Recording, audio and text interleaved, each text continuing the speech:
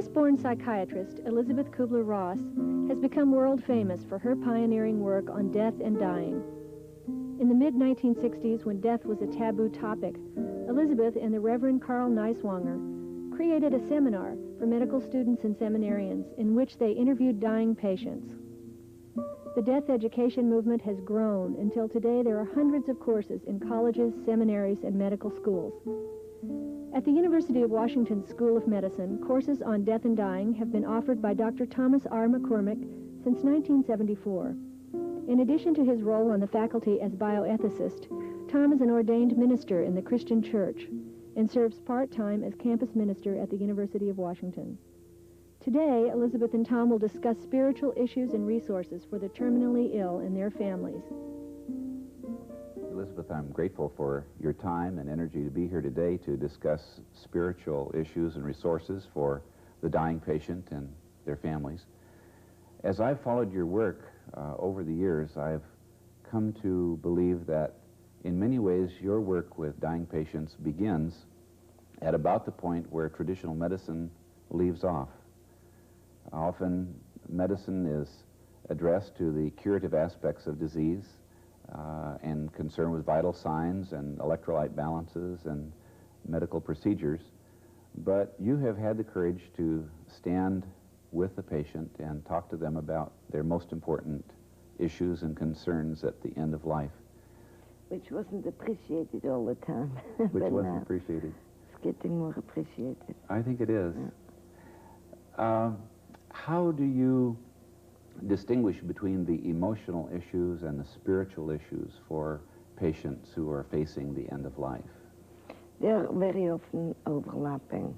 To me, a whole person is when you're in harmony between your physical, emotional, intellectual, and spiritual quadrant.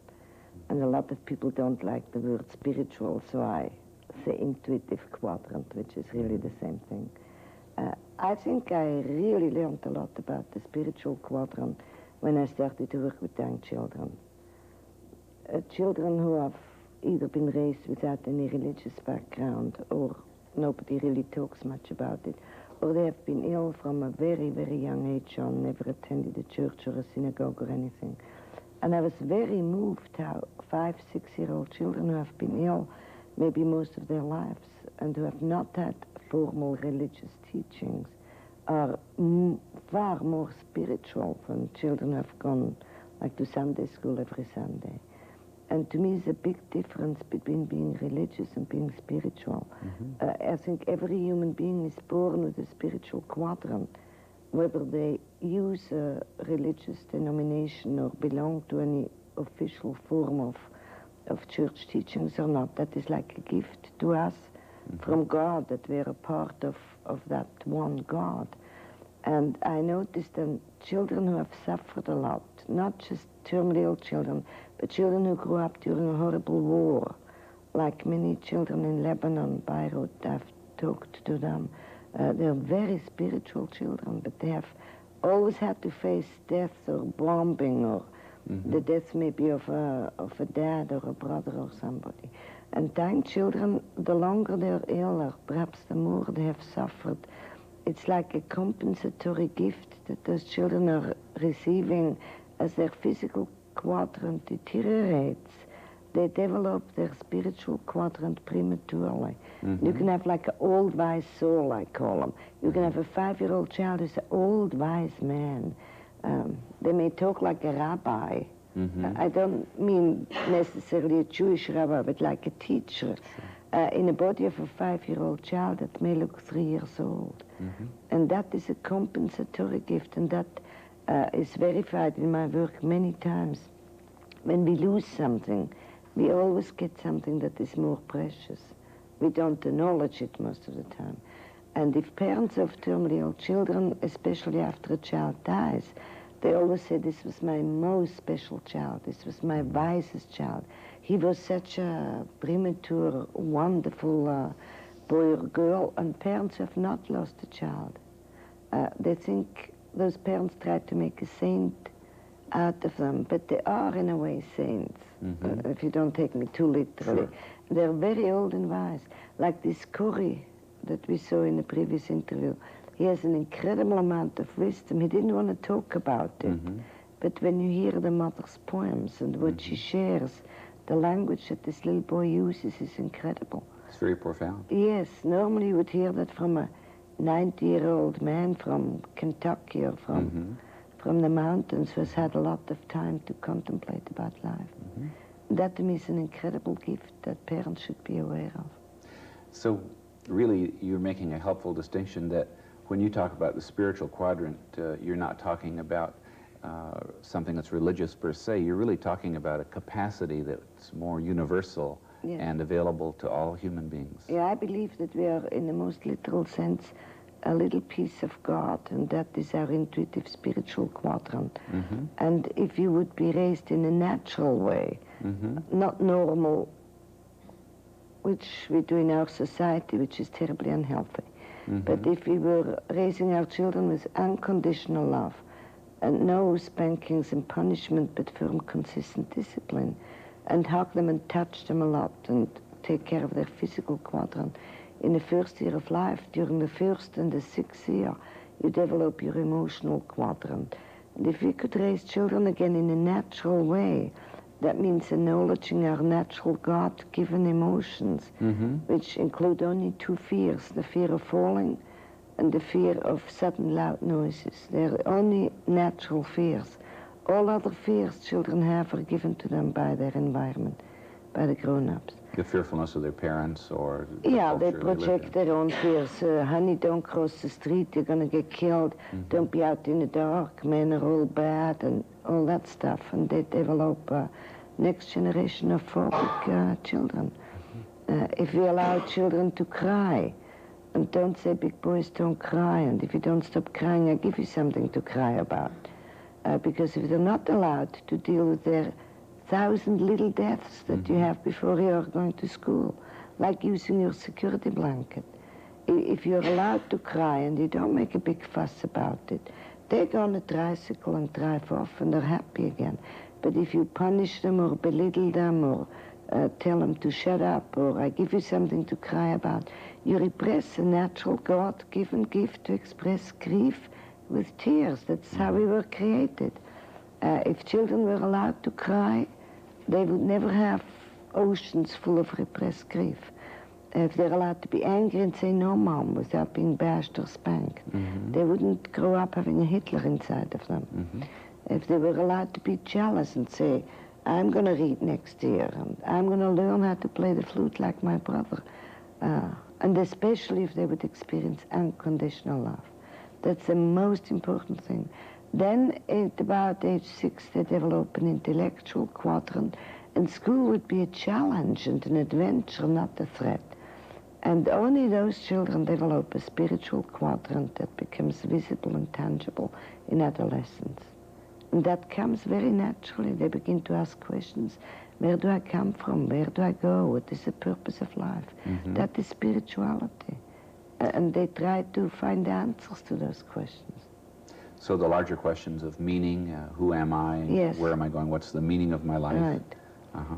That is spirituality. That's what you mean by the spiritual. Yeah. And if you have a 5-year-old or a 6-year-old who has had a brainstem tumor or leukemia or a potentially terminal illness, at age 5 they have all the inner knowledge and all the inner wisdom.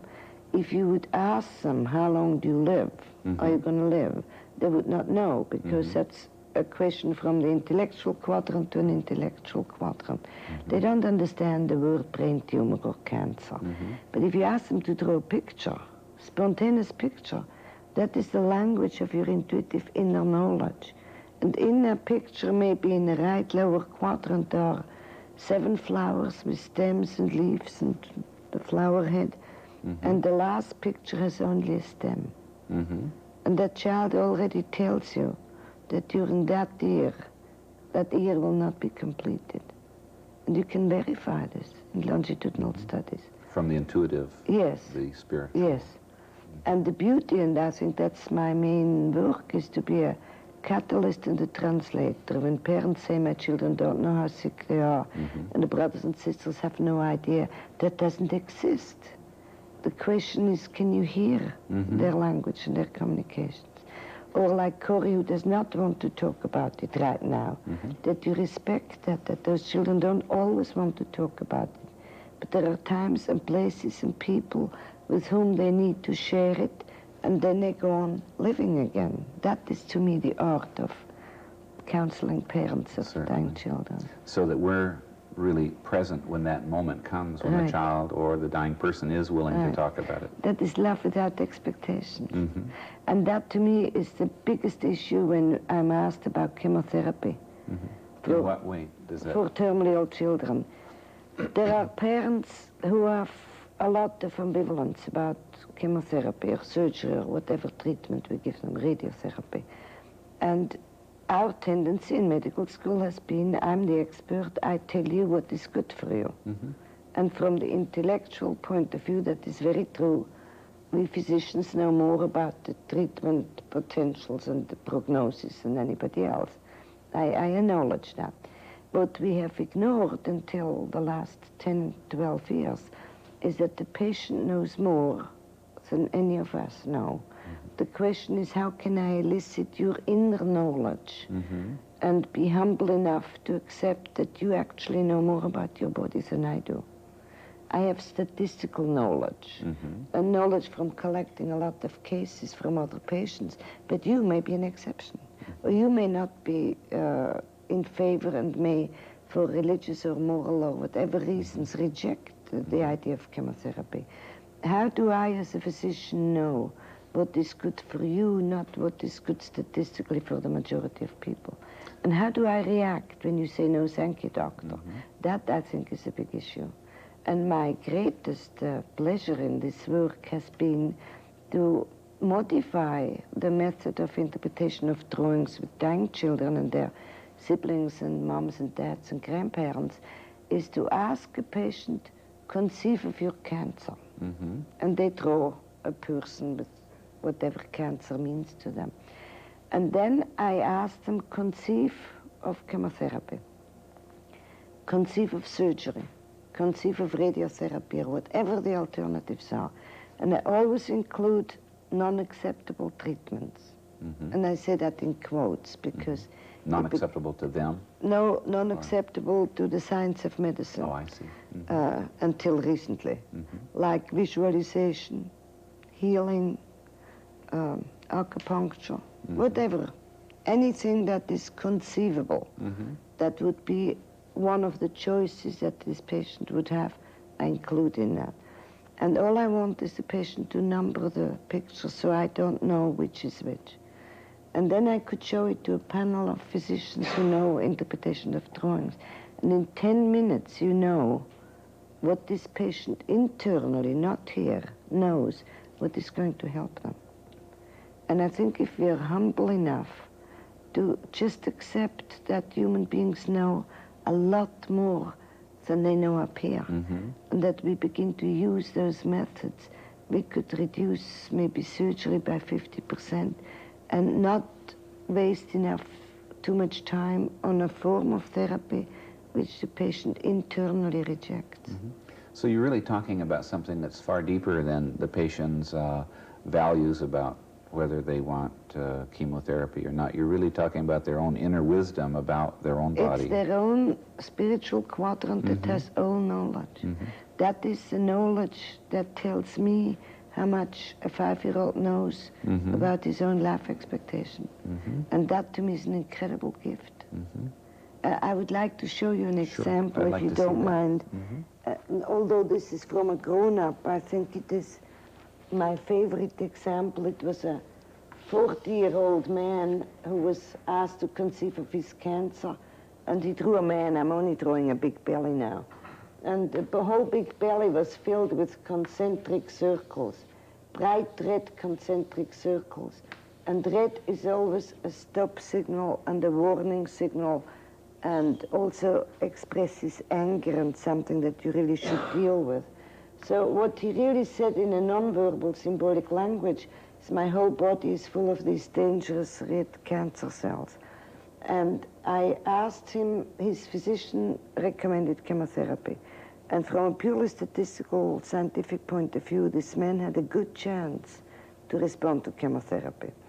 So I asked him to conceive of the chemotherapy. And this man drew black arrows, and every arrow hit a cancer cell. But the interesting thing about his picture was that every arrow touched the cancer cell. Instead of destroying it, deflected away from it. You don't know much about the interpretation of drawings, but knowing very little, would you regard this as a good candidate for chemotherapy? I wouldn't think so. If you have any belief about this spiritual, intuitive inner knowledge that all human beings have, you would at least stop and say, wait a minute, there is something not right, and you would probably be very leery, or hopefully be very leery, to put this man on chemotherapy. My question to this man would be, what did your doctor tell you about the chemotherapy? And this man very spontaneously said, my doctor told me the chemotherapy kills my cancer cells. And I, naturally being a physician, wanting my patients to get well, I said yes. And my yes alone implied go and get it. And this man's face dropped. And then I stopped and I said, what did he tell you about the chemotherapy? Like I knew I missed something, but up here I didn't know what. And he said, my doctor told me the chemotherapy kills my cancer cells. And I said, yes, but. And then he looked at me, and I think that's the most important moment between a physician and a patient. He looked at me like, can I trust her? Or is she going to laugh at me? Is she going to be judgmental? And I looked him straight in the eyes, and he said, thou shalt not kill. And I said, huh? Meaning that goes a bit too far. I mean, you know, kill those cancer cells. And he was almost apologetic and said, I was raised as a Quaker. I was raised in believing in the universal laws, thou shalt not kill. And it's just inconceivable for me to kill any part of me. I can't even kill my cancer cells. If I'm judgmental and I feel threatened by this man, not being a good patient to gratify my needs, to treat him with my beloved chemotherapy, which I'm acting this role now. That's not how I feel, but that's... then I would laugh at him and say, that's ridiculous. I told him that would be wonderful if everybody would believe in the universal laws, thou shalt not kill.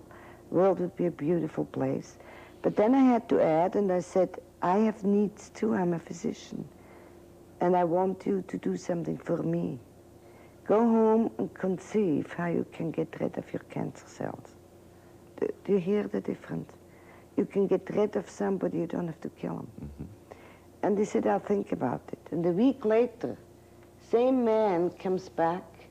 I don't want his head answers. I don't want to know what he thought about. I want to know if he's really inside able to conceive. So I asked him to draw a picture, and he draws a picture. The whole body was now full of gnomes. You know what the gnomes are? Those little guys that look as cute as E.T. And every gnome, and the whole body was full of them, I'm only drawing one. And the whole body, all the gnomes, lovingly carried the cancer cell away. I was so touched, I almost cried. I called up his oncologist and said, he's okay now. You can put him on chemotherapy. That, to me, is holistic medicine. And if you can do that with the critically ill children or children we are going to put on chemotherapy, which they may reject, or it may kill them, rather than the tumor kills them. We would know those things ahead of time.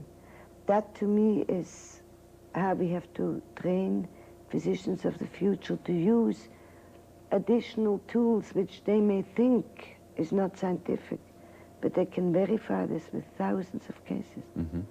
And that's one of the courses I would like to have taught in medical school, how to learn interpretation of spontaneous drawings. So your hope for the future is that physicians and other health professionals can learn to be sensitive to the spiritual quadrant of their patients, to be able to listen more deeply to the needs. And to the language of the spiritual quadrant, which has all knowledge, all of it, far more than any of us. Because the intellectual knowledge is the most superficial part of the human being. And that's hypertrophic in most of us, because we're trained to cure, to treat, to prolong life. But we're not trained enough to acknowledge that patients know inside what's going on inside their body. Okay. It seems at times that there's a paradox in medicine. That is, the goal of medicine is often to cure the patient, to prolong their life, to bring the technologies of our scientific investigation to bear on the troubles of the person. And sometimes that can be a very wholehearted commitment, a kind of monistic theme for the healthcare professional. And yet there comes a time when such therapies are of no avail and a patient clearly is dying, and that means to really turn the corner, to accept something other than the curative, to accept death. If I had a child that needed heart surgery, I would take the best heart surgeon in the world, and I'd be very grateful for every monitor and respirator and surgical knife and anything and everything. Because after heart surgery, this child may have a good chance to live a full functioning life, and I'm very grateful for that kind of medicine. If I have a child who has a malignancy, and we have tried the conventional treatments, and this child appears to me as saying no thank you, I would ask this child directly, or in a symbolic language, and if this child says no thank you, I would hope that we can love those children unconditionally and not do things to them to gratify our needs, and have them spend maybe the last few months in a hospital under horrible treatments when they tell you loud and clearly, I want to go home and I want to enjoy the last few weeks of my life. And this method, I think, is a bridge for those who feel that's not okay, and for those who really want it badly, because you can check it out and verify it, and you know that those children are right. I should have asked you to bring some of the drawings today that might have helped us to illustrate that. How do you look upon some of the cases that receive national publicity? Recently there was a case of a young girl in Tennessee whose parents refused life-saving chemotherapy for her, and somewhat earlier there was a case where the court mandated treatment, and the parents took their child to Mexico to seek Laetrile treatments rather than to undergo chemotherapy. I think it's criminal for an external source to tell parents what they can do with the child. I would be appalled that the court has the right to take a child away from parents and demand a treatment that the parents cannot accept. I think that's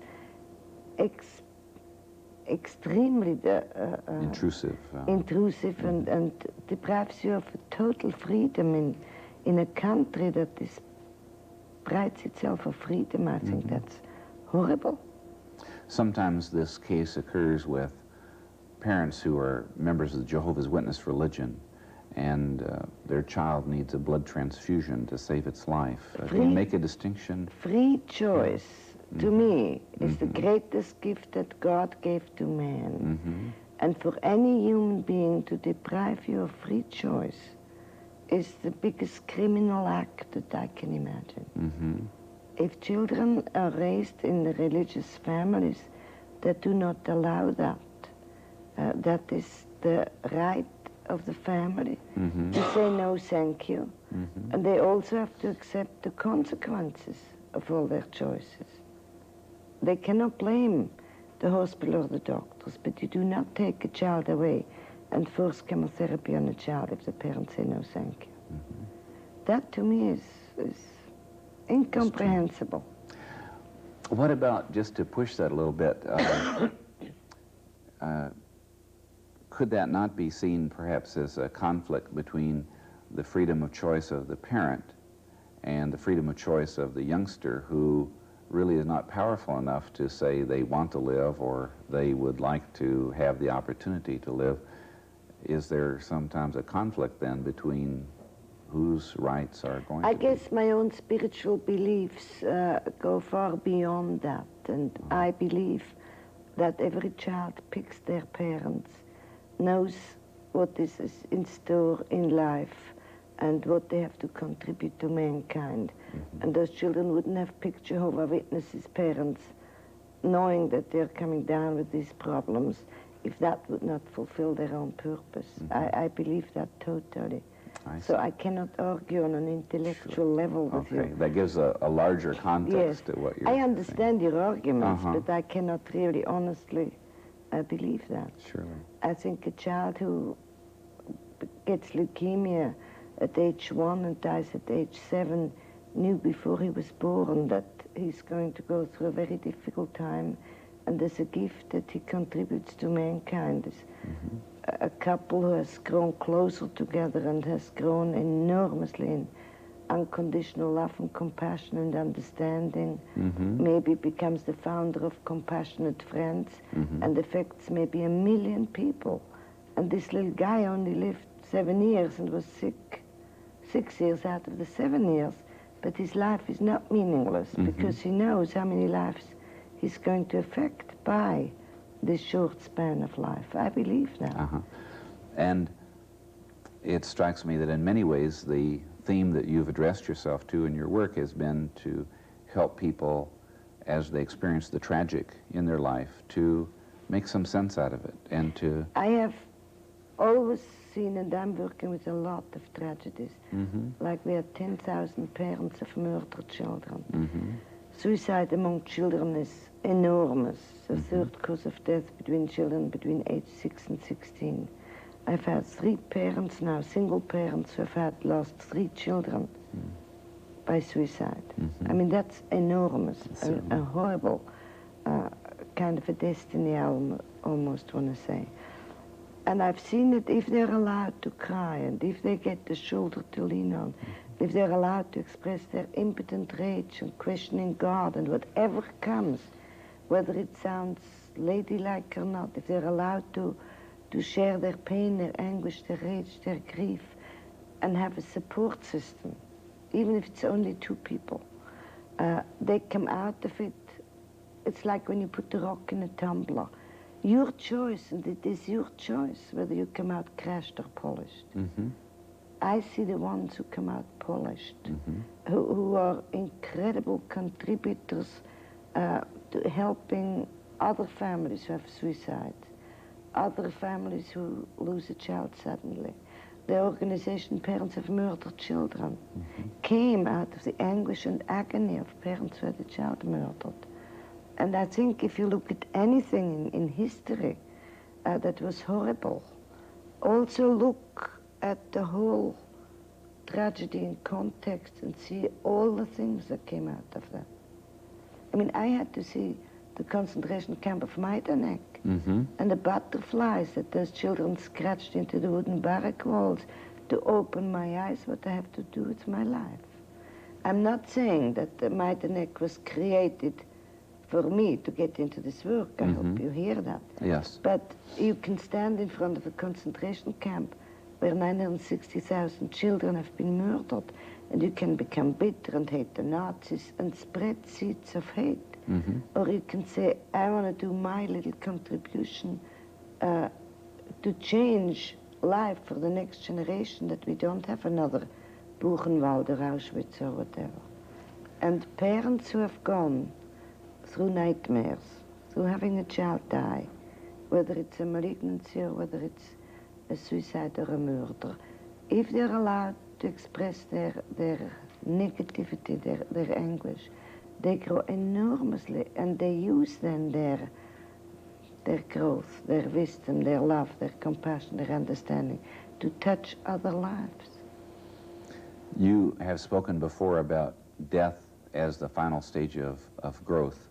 Is that kind of what you meant by that idea, that a person in the midst of this tragedy may be asking, why did this happen to me, or why did God allow this to happen to me? If you ask in the midst of the tragedy, I hope that nobody will have the arrogance to answer such a question, because you don't know that. Surely. But what you encourage them to do is to just express their impotent rage at God or whatever. And then later, 10 years, 20 years later, you see them again and say, look back, how has this changed your life? Oh, God is like that at night. The growing and the learning continues after death. I want to say naturally, but I'm talking to ministers, so I have to be careful. There is a continuous growth. The physical life is the hardest because we're so limited in our knowledge. But once you make it through the physical life, it doesn't mean that life ends or growth. This continues. It's a continuous growth. Surely. I'd like to come back to that later, but let me just pick up on a comment you made earlier. I think that a lot of times ministers, chaplains, and sometimes doctors and nurses get hooked when the patient asks the question, why did this happen to me? As though they're looking for an immediate answer to that question. And you've kind of warned us here that it's arrogant on our part to try to answer that. The worst thing a minister can say, it was God's will. Boy, I agree completely. if I was a mother, there'd be many ministers who wouldn't have any teeth. That's right. I'd be so angry. That's right. That would be a terrible God who would will that for Yes, us. Surely. yes, and God is all love. I concur. But you're suggesting that what we need to help professionals see is their need to stand or to sit with that person and allow them to express their rage. The problem with healthcare professionals, the problem with people who have not really been trained in this work is not that they don't have the right answers or they haven't read enough books, they've read too many books. But the problem is that their own unfinished business interferes. And if you do not feel inside okay, that it's okay, that any of us can die any time, if you feel an impotent rage in the face of a mother who just lost all her children or whatever, how can you help that person?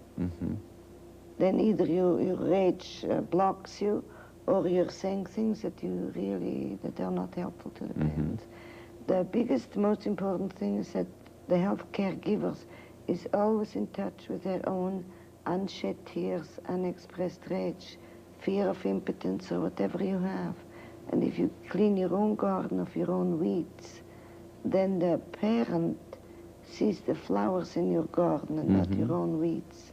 This is why psychiatrists have the highest rate of suicide in the country, because they have listened all day long to other people's problems. Many of them push their own buttons. Well, they can't say, well, that's my problem too. And they're supposed to have the answers and help them. So they keep the lid on. And if you keep the lid on long enough, sooner or later it's just going to explode. And they have no support system where the healer gets some healing. They have no place where they can let go and rage and cry and let their things come out. And that's why so many healthcare professionals have incredible high rate of suicide. Intensive care nurses have to call in sick when they're not sick. What they're saying to you by calling in sick is, I can't take one more death. I can't take one more this and that. And if we had screaming rooms in our hospitals, isolated, soundproof rooms, where you can go in and swing a hose and let it out, your sense of frustration, of impotence, of sadness, whatever. And then you can come out again and then you're okay. Then you're able to hear your patients. It's a marvelous help.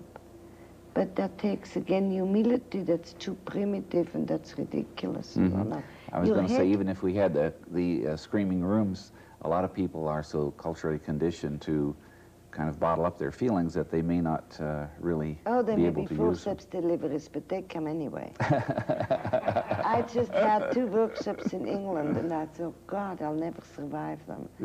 And on the 3rd day, boy, you should have heard those very stiff, formal British people. They took their ties off on their jacket, and boy, did they get it out. And they felt like $1 million afterwards. In a hospital, you get the ward clerks first, because they get it from everybody. They're very forgotten people.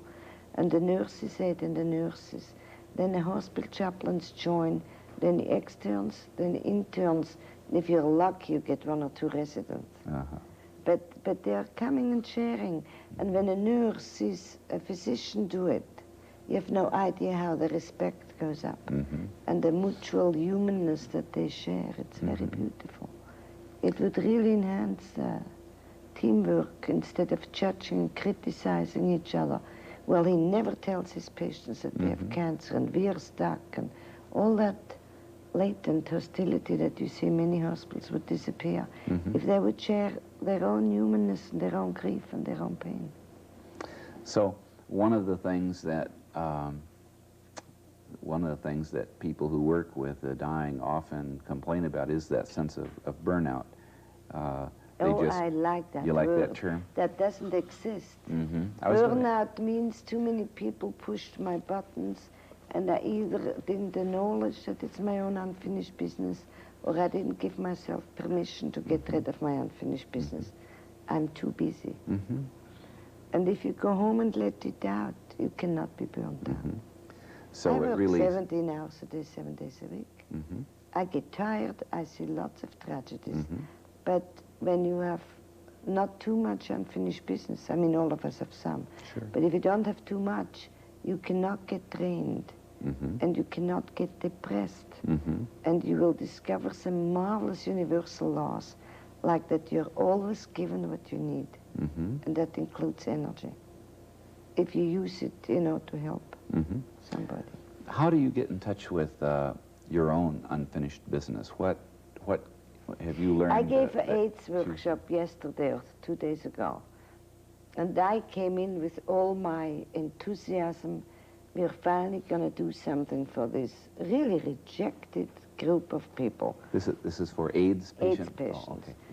And there are like 30 AIDS patients. Some of them lie on the floor and can barely move, and some of them really look horrible and ugly and grotesque and repulsive.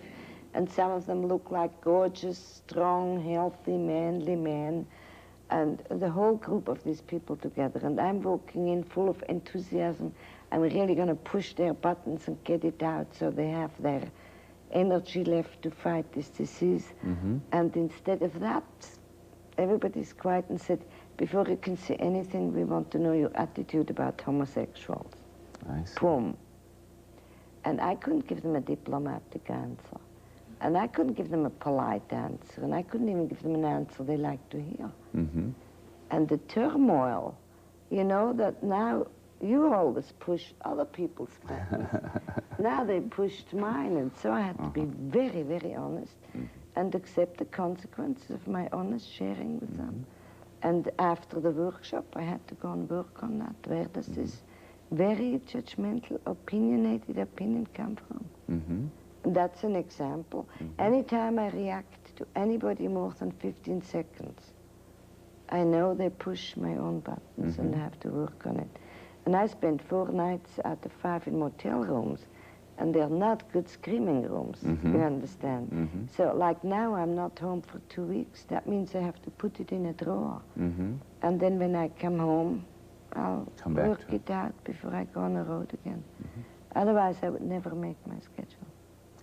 So you're coaching us to the notion that if we really pay attention to ourselves, if we really listen to what our reactions are to the people with whom we work. Especially people who make you mad. People who make us mad. You should bless them. Because they cross your path to help you to become whole. We can go look at that and find out what is there in me that's unresolved. If they push your button about something, that means it's something in you that you don't like. Or something that you experienced in your childhood that you reacted to. Anytime you react negatively, it helps you diagnose your own unfinished business. If we pay attention to it. Going back to your other point, then, you said you look at life as a continuum, and that you look at life beyond death as an opportunity for continued growth. Maybe you could help me understand your feelings. I can use a children's language if parents ask me what happens to children at the moment of death. We use the children's language that I learned in a concentration camp, and I use the butterfly as a symbol. that our physical body is only a cocoon, and when this physical body gets damaged beyond repair, it simply releases the butterfly. And that's the real you. What you see now, that's my cocoon. That can be ugly or damaged or sick or fat or short, and it's terribly, doesn't matter. The real you is this. And when you die at the moment of death, you need, in order to function, you need consciousness. And consciousness needs a functioning brain. And it's very important that people use the correct language, because otherwise it becomes very flaky. When you leave your physical body, and children before death leave their physical bodies very often, that's why shortly before death they are not afraid of death. They also know who waits for them, because very often they leave the body before actual death occurs. They often send mummies home and say, go home and take a shower and take a rest. You look very tired. I'm really okay now. And they're terribly okay, but not the way we want to hear it. And then when mommy has had a rest and a shower, the phone call comes, I'm sorry, Susie died. And those mothers pull their hair out that they didn't sit for another hour. And they don't understand that Susie sent mommy home, because once you're out of your body, Susie can think of mommy or daddy, and at the speed of her thought, she's with mommy and daddy. And the children know that. They know it here, not necessarily here again. When they leave their physical body, they have all awareness. And that does not require a functioning brain, and that is true when you have a flat EEG. This is physical energy, this is psychic energy, and this is spiritual energy. And man, thank God, can only manipulate physical and psychic energy. And because man has been given free choice, both can be positive or negative. Once you're here, it can only be positive. Negativity does not exist in God. That's all unconditional love. And that's very important to know when you hear of people who see Satan, for example. That is real, but not reality. It's like in a dream. You talk to somebody, that's very real for you, but it's not reality. Not reality. When you are in this stage, you will be whole again. Children who lose their hair tell me they had their hair again. My people in wheelchairs can dance again. This is always perfect and more beautiful than a cocoon. And here you begin to realize that no human being can die alone. Because the person who left the body, they may not be dead yet, it can be a near-death experience, can be anywhere at the speed of their thought. So parents who have lost a child in an avalanche or in a car accident, they are so traumatized that they were not with the child at the moment of death. Not physically present. Physically not able to hold or hug or console them. They don't ever have to worry about that, because the child was with them even if they lived 10,000 miles away. And people need to know that, I think. And here you also meet the ones who preceded you in death. A grandma, grandpa, brother, sister, or whoever. We verify that, and I hope that more medical students who don't believe a word I say now go and verify that if they need to have that verified. We took children who had family members die in a car accident, in head-on family collisions, and they're not told who was killed at the scene of the accident, because they're in a coma, critically injured, or with burn wounds, and they're sent to a hospital. Weeks and months later, when they are very near death, and there is a kind of a change of behavior at that time, like if they've been in a coma, they may come out of a coma, or if they've had pain, they're pain-free, and a lot of people think they're going to make it, but good nurses and physicians know that that's the peace before death. And at that time, I sit with them, and if I can, I touch them.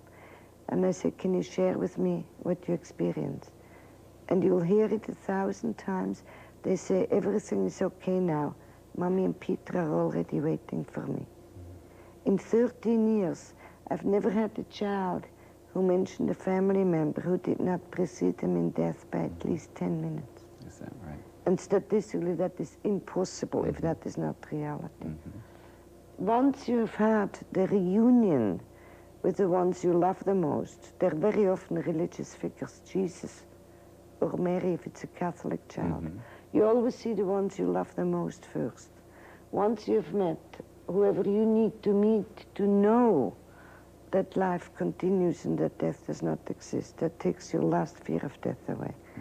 Then you go through a tunnel or a bridge or a gate, depending on your cultural, religious background, and you will see a light. And that is spiritual energy, and people call that God or Christ or love or light or depending. Once you've had a glimpse of that light, you'll never, ever, ever be afraid of death. It's the most glorious experience human beings can never describe. If it's a near-death experience, you have to go back. But your life will be changed because you know. You don't just believe. You know now. If you die, this connection between a cocoon and butterfly is severed. And that's really, in the future, I'm sure, the definition of death. We hope to photograph that now. So we do no longer have to need to prolong life on a corpse, you know, who's really not living anymore. Once you're here, you, in the presence of this light, you will experience what man's potential is, what we could be like, if we would listen. It's all unconditional love and compassion and understanding. And it's in this presence of this light that you will have no longer all awareness, no more consciousness, but all knowledge. See, and it's a piece of that that gives you the spiritual quadrant, and you then go back to this. And that's why children know. It's the briefest way I can describe it. And it sounds like you're saying this has been confirmed so many times in your experience by the people who've had near-death experiences. And not just number-wise. We studied people. We had an Indian woman who was on the highway, killed by a hit-and-run driver, and the man stopped, didn't know her. She was critically injured. And she asked him to go to the Indian reservation one day and give her mother a message. And the message was, tell her that I was okay, that I was already with my dad. And then she died in the arms of the stranger. And this man was so touched by being at the right place at the right time that he drove 700 miles out of his way when the Indian woman told him that her husband died 1 hour before the car accident, 700 miles away. I mean, you can collect cases like this. If you are a classical, non-believing, not spiritually evolved scientist, you call it hogwash. And it doesn't really matter, because I don't think we're here to convince or convert anybody. I know, and once they make the transition, I'm going to sit there and I'm going to watch them. And I'm going to use symbolic non-verbal language. I think our job, in science especially, is not to need to convince other people, but that we are willing to stick our neck out and share what we know. And if you're not ready, you will say it's oxygen deprivation or some other rational kind of thing. And hopefully, eventually, by the time you die, you will know. The beauty about it is that my youngest child, who shared this with me, was a 2-year-old child. And they've not read Moody's book, and they've not read Reader's Digest, you know, and they've not been contaminated. And I think if you get this data from very young children, from Aboriginals, Eskimos, Christians, Jews, Muslims, I mean, there must be something true about it. That it's a universal phenomenon. It's totally universal. It's not Buddhist, or it's not Christian or Jewish. There's only one God. I mean, I'm convinced of that. And we're all brothers and sisters. And it would be nice if young children could teach the world that we're all brothers and sisters. A great lesson for all of us. I hope so. And as you spoke about your concept of God as unconditional love, and I take it that you're saying your goal as a person is to be more unconditionally loving. That's the only goal in life that anybody that's for all of us the lesson. Yeah. When you're in the presence of this love, you're not only asked in an implicit way, what have you done with your life, but you suddenly begin to see that your total life is nothing else but every choice you have taken, every moment of your life, and all its consequences. Like if you grow up, if you wake up this morning a sourpuss, and you're nasty with your kids and your wife, it will literally touch 100 or 1,000 people. Your own sourpuss makes other people grouchy and kick the dog and hit the brother, and the brother hits his friend, and the friend goes to school and makes the teacher mad. The teacher lets it out on her husband and sends your kid to the principal, and he comes home with a letter, and it has an incredible ripple effect of negativity. If tomorrow you're still a sourpuss, but you acknowledge that, and you put the music on and some coffee and hug your mate and kiss your children to school and then close the door, and then you can beat the living hell out of the mattress and get rid of your mad and anger. But your children and your husband or wife, they come back in the evening, they're different people. You should check how 1 5-minute behavior affects other people. It's incredible. And after death, you will know every word, every thought, and every deed, and all its consequences. To me, literally, and not literally, symbolically speaking, that is going through hell. To know how much help we had, how much love we got, and how we didn't listen, and what it could have been if we just tried a little harder to love unconditionally. There's an Old Testament scripture that says the parents have eaten grapes and their children's teeth are set on edge, and I think you've given me a new way to help interpret that, the effects of our negativity, or conversely, the effects it's enormous. of If 10,000 people for 24 hours would love unconditionally, I think it would change the whole surface of the earth. Love is always stronger than any negativity. And you learn that from dying children. So in many ways, children in particular have been your teachers. Yes, especially terminally ill children, because they have developed this spiritual quadrant knowledge, and they are not full of baloney, and they're not worried what you think if they say this and that. And they share that with you from the bottom of their soul. And you sit and listen, and you feel very blessed that you can be in this work. It's much less. A lot of people think it's depressing to work with dying children all the time. They don't know what they're missing. They're incredible teachers. I have even the feeling that many of them are sent to be our teachers. And they teach parents to love, and then they can graduate and go back home. I see death as a graduation, by the way. As a graduation? Yeah. You want to say a little more about that? I think all of us have to learn certain major and a certain minor using American language. Okay. And when you've learned your lessons and passed your tests, you're allowed to go back home. So if we hang around a long time, it may be That we means have a you're a lot to slow learn.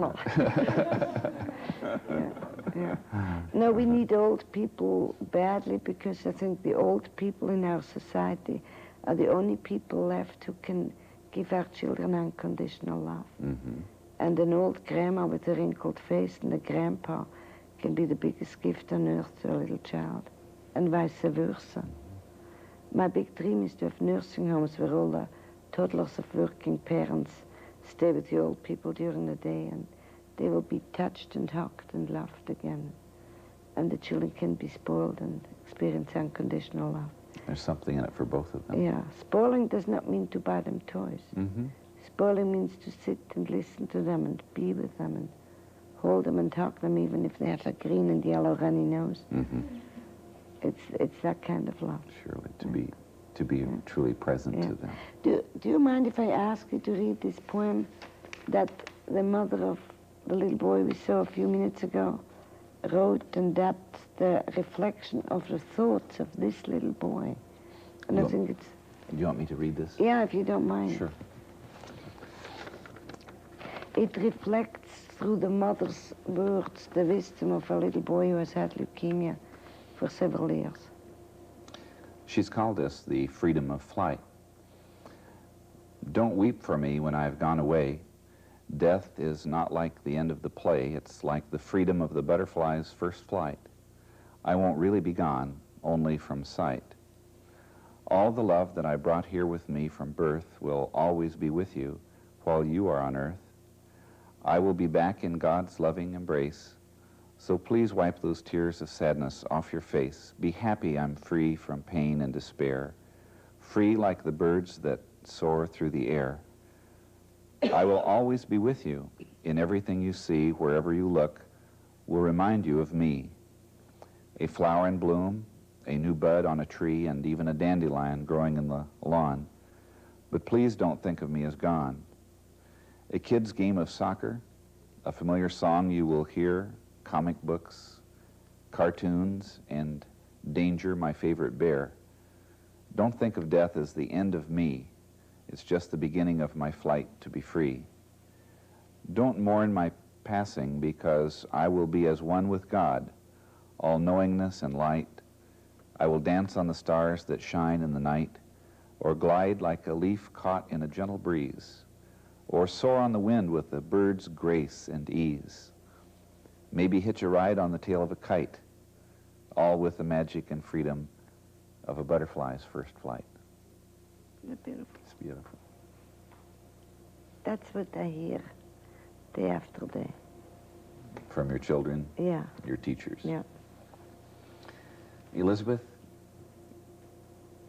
I feel very gifted to be in your presence for this hour, and Thank you. I'm grateful that medical school allowed us to do taping here. thank you. And I think the message you have shared with me today will be one that will be shared with health professionals and pastors and chaplains, and will be part of the magnification of that positive ripple effect you're talking And about. my children will thank you for it. Good. Thank you. Thank you very much.